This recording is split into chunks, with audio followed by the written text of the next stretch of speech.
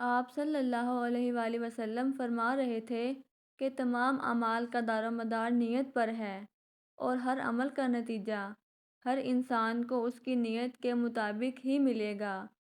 پس جس کی ہجرت دولت دنیا حاصل کرنے کے لیے ہو یا کسی عورت سے شادی کی غرض سے ہو۔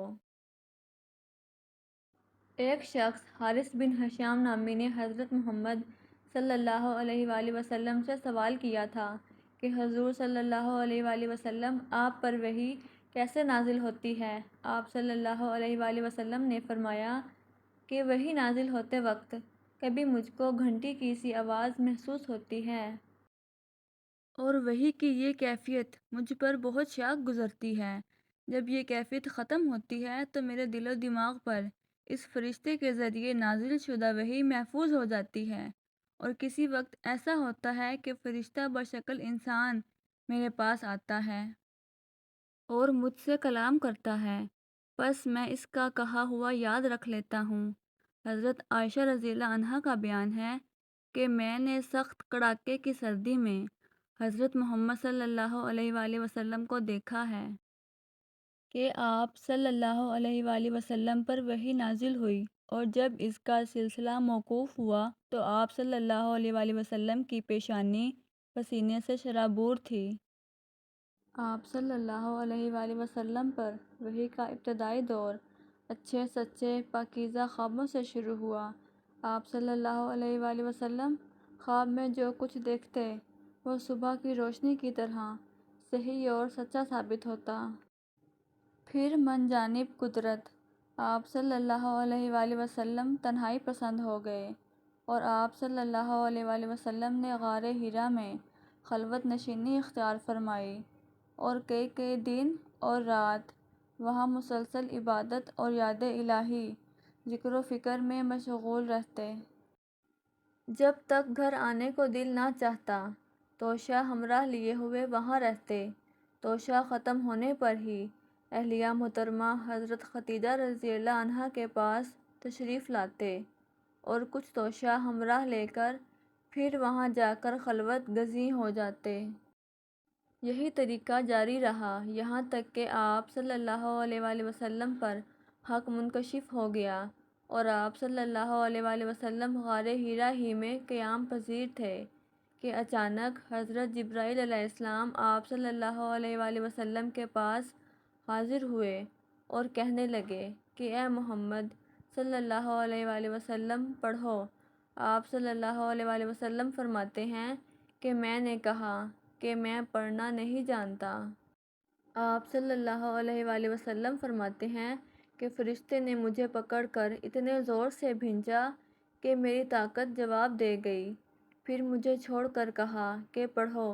میں نے پھر وہی جواب دیا کہ میں پڑھا ہوا نہیں ہوں۔ اس فرشتے نے مجھ کو نہایت ہی زور سے بھینچا کہ مجھ کو سخت تکلیف محسوس ہوئی۔ پھر اس نے کہا کہ پڑھ۔ میں نے کہا کہ میں پڑھا ہوا نہیں ہوں۔ فرشتے نے تیسری بار مجھ کو پکڑا اور تیسری مرتبہ پھر مجھ کو بھینچا، پھر مجھے چھوڑ دیا اور کہنے لگا کہ پڑھو اپنے رب کے نام کی مدد سے، جس نے پیدا کیا اور انسان کو خون کی پھٹکی سے بنایا۔ پڑھو، اور آپ صلی اللہ علیہ وآلہ وسلم کا رب بہت ہی مہربانیاں کرنے والا ہے۔ بس یہی آیتیں آپ صلی اللہ علیہ وآلہ وسلم حضرت جبرائیل علیہ السلام سے سن کر اس حال میں غار حرا سے واپس ہوئے کہ آپ صلی اللہ علیہ وآلہ وسلم کا دل اس انوکھے واقعہ سے کانپ رہا تھا۔ آپ صلی اللہ علیہ وآلہ وسلم حضرت خدیجہ رضی اللہ عنہا کے ہاں تشریف لائے اور فرمایا کہ مجھے کمبل اڑا دو، مجھے کمبل اڑا دو۔ لوگوں نے آپ صلی اللہ علیہ وآلہ وسلم کو کمبل اڑا دیا۔ جب آپ صلی اللہ علیہ وآلہ وسلم کا ڈر جاتا رہا تو آپ صلی اللہ علیہ وآلہ وسلم نے اپنی زوجہ محترمہ حضرت خدیجہ رضی اللہ عنہا کو تفصیل کے ساتھ یہ واقعہ سنایا اور فرمانے لگے کہ مجھ کو اب اپنی جان کا خوف ہو گیا ہے۔ آپ صلی اللہ علیہ وآلہ وسلم کی اہلیہ محترمہ حضرت خدیجہ رضی اللہ عنہا نے آپ صلی اللہ علیہ وآلہ وسلم کی ڈھارس بندھائی اور کہا کہ آپ صلی اللہ علیہ وآلہ وسلم کا خیال صحیح نہیں ہے۔ خدا کی قسم آپ صلی اللہ علیہ وآلہ وسلم کو اللہ کبھی رسوا نہیں کرے گا۔ آپ صلی اللہ علیہ وآلہ وسلم تو اخلاق فاضلہ کے مالک ہیں۔ آپ صلی اللہ علیہ وآلہ وسلم تو کنبہ پرور ہیں۔ بے کسوں کا بوجھ اپنے سر پر رکھ لیتے ہیں۔ مفلسوں کے لیے آپ صلی اللہ علیہ وآلہ وسلم کماتے ہیں۔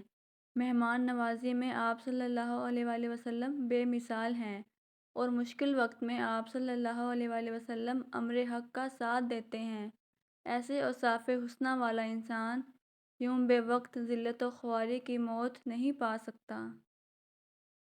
پھر مزید تسلی کے لیے حضرت خدیجہ رضی اللہ عنہا آپ صلی اللہ علیہ وآلہ وسلم کو ورقہ بن نوفل کے پاس لے گئیں، جو ان کے چچا زاد بھائی تھے اور زمانہ جاہلیت میں نصرانی مذہب اختیار کر چکے تھے اور عبرانی زبان کے کاتب تھے۔ چنانچہ انجیل کو بھی حسب منشائے خداوندی عبرانی زبان میں لکھا کرتے تھے۔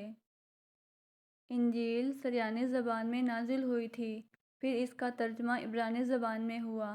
ورقہ اسی کو لکھتے تھے۔ وہ بہت بوڑھے ہو گئے تھے، یہاں تک کہ ان کی بینائی بھی رخصت ہو چکی تھی۔ حضرت خدیجہ رضی اللہ عنہا نے ان کے سامنے آپ صلی اللہ علیہ وآلہ وسلم کے حالات بیان کیے اور کہا کہ اے چچا زاد بھائی، اپنے بھتیجے محمد صلی اللہ علیہ وآلہ وسلم کی زبانی ذرا ان کی کیفیت سن لیجئے۔ وہ بولے کہ بھتیجے، آپ صلی اللہ علیہ وآلہ وسلم نے جو کچھ دیکھا ہے اس کی تفصیل سناؤ۔ چنانچہ آپ صلی اللہ علیہ وآلہ وسلم نے از اول تا آخر پورا واقعہ سنایا، جسے سن کر ورقہ بے اختیار ہو کر بول اٹھے کہ یہ تو وہی ناموس معزز رازدان فرشتہ ہے جسے اللہ تعالیٰ نے حضرت موسیٰ علیہ السلام پر وحی دے کر بھیجا تھا۔ کاش میں آپ صلی اللہ علیہ وآلہ وسلم کے اس عہد نبوت کے شروع ہونے پر جواں عمر ہوتا۔ کاش کہ میں اس وقت تک زندہ رہتا جب کہ آپ صلی اللہ علیہ وآلہ وسلم کی قوم آپ صلی اللہ علیہ وآلہ وسلم کو اس شہر سے نکال دے گی۔ رسول کریم صلی اللہ علیہ وآلہ وسلم نے یہ سن کر تعجب سے پوچھا کہ کیا وہ لوگ مجھ کو نکال دیں گے، حالانکہ میں تو ان میں صادق و امین و مقبول ہوں۔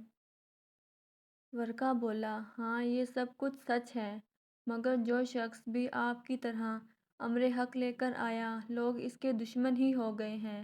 اگر مجھے آپ صلی اللہ علیہ وآلہ وسلم کی نبوت کا وہ زمانہ مل جائے تو میں آپ صلی اللہ علیہ وآلہ وسلم کی پوری مدد کروں گا۔ مگر ورقہ کچھ دنوں کے بعد انتقال کر گئے۔ پھر کچھ عرصہ تک وحی کی آمد موقوف رہی۔